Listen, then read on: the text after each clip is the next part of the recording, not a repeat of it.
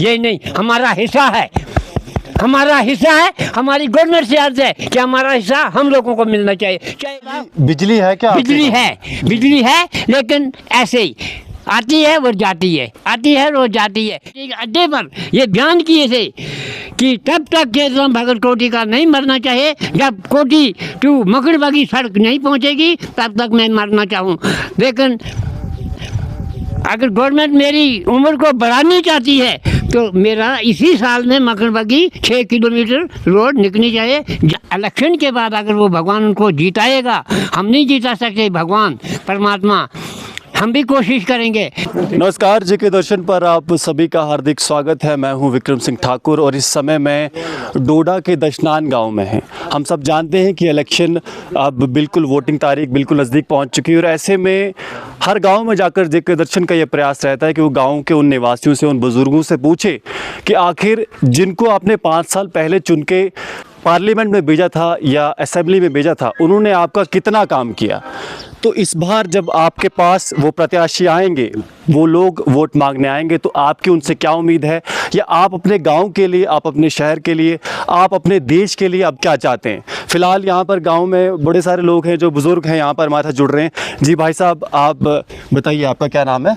मेरा नाम चेतराम जी। चेतराम कोटी में रहता हूँ मैं। जी। डिस्ट्रिक्ट डोडा, साखना कोटी में रहता हूँ। तो किसको वोट देने वाले हैं इस बार? वोट तो देंगे, जो हमारे काम करेंगे तो उनको ही देंगे। लेकिन आज तक हमारे जो राणा साहब थे, वो चीफ मिनिस्टर, मतलब वो रह चुके हैं, जितेंद्र राणा जी। हैं? जितेंद्र राणा जी। जी। वो हमारे 5 साल यहाँ रह चुके हैं जी। और हम उनका जय करते हैं, उनकी जय करते हैं, क्योंकि उन्होंने हर जगह में काम किए हैं, करते आए हैं। लेकिन जहाँ मैं रहता हूँ कोटी में, इन्हीं बीजेपी वालों ने हमारे से वायदा किया था कि कोटी 7 नंबर वार्ड है और 7,000 आबादी भी वहाँ नंबरदारी की है। आज तक हमारी कोटी में 2 वार्डों में, कोटी के एंड पर 2 वार्डों में रोड पहुँची है, बाकी 5 वार्ड अभी कोटी के बकाया हैं। हम राणा साहब के यही अर्ज करने चाहते हैं कि अगर वो नहीं कोटी में पहुँच सकते हैं, नहीं आए हैं, लेकिन इलेक्शन के बाद अगर वो भगवान उनको जिताएगा, हम नहीं जिता सकते, भगवान परमात्मा, हम भी कोशिश करेंगे। लेकिन कोटी के एंड पर कोटी टू मकड़बागी 6.5 किलोमीटर अड्डे से अब वो उसका सर्वे भी हो चुका है, लेकिन आज तक 2 साल हो गए, रोड का कोई नाम निशान नहीं है। हम कोई भी कुछ नहीं मांगेंगे राणा साहब से, गवर्नमेंट से, मोदी साहब से कुछ नहीं मांगेंगे। एक रोड मांगेंगे, ब्लॉक के पैसे भी रोड ही में डालें, हर चीज़ के पैसे रोड में डालें, क्योंकि हम अंधे हैं, अंधे रह जाएंगे अगर इस हुकूमत में भी, तो फिर हमारे वो लोग का मानी है। तब तक मेरी 88 साल उम्र है, जब मैं मर जाऊंगा, मैं नहीं देखूंगा वो सड़क बनते हुए, तो मेरा ये वायदा है। मैंने कोटी के अड्डे पर ये बयान किए थे कि तब तक चेतराम भगत कोटी का नहीं मरना चाहिए, जब कोटी टू मकड़बागी सड़क नहीं पहुंचेगी तब तक मैं मरना चाहूँ। लेकिन अगर गवर्नमेंट मेरी उम्र को बढ़ानी चाहती है तो मेरा इसी साल में मकड़बागी 6 किलोमीटर रोड निकलनी चाहिए। जय हिंद, जय भारत, बाकी कुछ नहीं मांगूंगा। उम्र कितनी है अभी? मेरी 88 साल उम्र है। ठीक है, तो और क्या रोड के अलावा और क्या चाहते हैं? रोड के अलावा हम यही चाहते हैं कि बलाल स्कूल है, हमारा जो हॉस्पिटल है उसका 25 करोड़ कहते हैं, 25 करोड़ रुपया है, लेकिन वो स्कूल अभी भी नहीं बन चुका है। हाई सेकेंडरी है, लेकिन इसका भी पैसा आ चुका है, लेकिन क्या पता है क्या करते हैं, वो पैसा तबादल है कि वापस गया, वो हमें पता नहीं। वो भी बननी चाहिए, ये हमारी गवर्नमेंट से गुजारिश है। बाकी क्या कहूँ, बड़े बड़े काम मानने चाहिए। कोटी टू मंदराला पानी, जो हमारा 4 साल से झगड़ा चल रहा है कोटी वालों का पीएचयू वालों के साथ, वो तकरीबन अब होने वाला है, क्योंकि पाइपें पीछे से कोटी में लग चुकी है, लगाते हैं, लेकिन अभी पीछे से जहाँ से इसका पानी आना है वो अभी पानी नहीं लाया। इसके भी इनका पीछा किया जाए कि वो पानी पीछे से ही इसकी मरम्मत किया जाए, वरना कोटी में बिजली है क्या? बिजली है, लेकिन ऐसे ही आती है और जाती है, आती है और जाती है। ये मखौलबाजी भी देखो, गवर्नमेंट से मेरी अर्ज है, ये मखौलबाजी हम लोगों से नहीं करना। ये मखौलबाजी क्यों? हम हिस्सेदार हैं, 75% देहात हैं और 25% शहर हैं। आप ही लगाओ अंदाजा, शहर में लोग ज़्यादा रहते हैं कि देहात में रहते हैं? क्या शहरों का करोड़ों के हिसाब से रुपए शहर में लगा, 8-8 बार उनको बनाई जाएंगी सड़कें भी, मकानें भी, देहात में लोग वो ऐसे रह जाएंगे। यही नहीं, हमारा हिस्सा है, हमारा हिस्सा है, हमारी गवर्नमेंट से अर्ज है कि हमारा हिस्सा हम लोगों को मिलना चाहिए, चाहे जहाँ के भी हैं। हम JNK के लोग हैं, पूरे भारत के लोग हैं, हम भी हिस्सेदार हैं, हम हिसाबमंद हैं। आपका नाम बताइए एक बार फिर से। खेतराम भगत कोटी। तो देखिए, मुझे लगता है कि ये वीडियो मुझे लगता है ज़रूर जतिंदर राणा जी तक ज़रूर पहुंचेगी। और जो चेतराम जी है, इनकी डिमांड है कि इनके गांव तक, जो इनकी 5 पंचायतें हैं वहां तक ज़रूर रोड पहुंचे, और जो इनके पानी का मसला है उसे भी हल किया जाए। बड़े मतलब मैं कहता हूँ 88 साल की उम्र में भी इतना हौसला, इतनी सारी चीज़ों को ध्यान में रखना और पूरा पॉलिटिकल व्यू समझ में आना, ये बिल्कुल कम देखने को मिलता है। लेकिन फिर भी चेतराम जी ने हमें बताया इस समय दशनान में है। और फिलहाल दूसरे भाई साहब हमारे साथ, आप बताइए आपका क्या नाम है? मेरा नाम ज्ञान सिंह।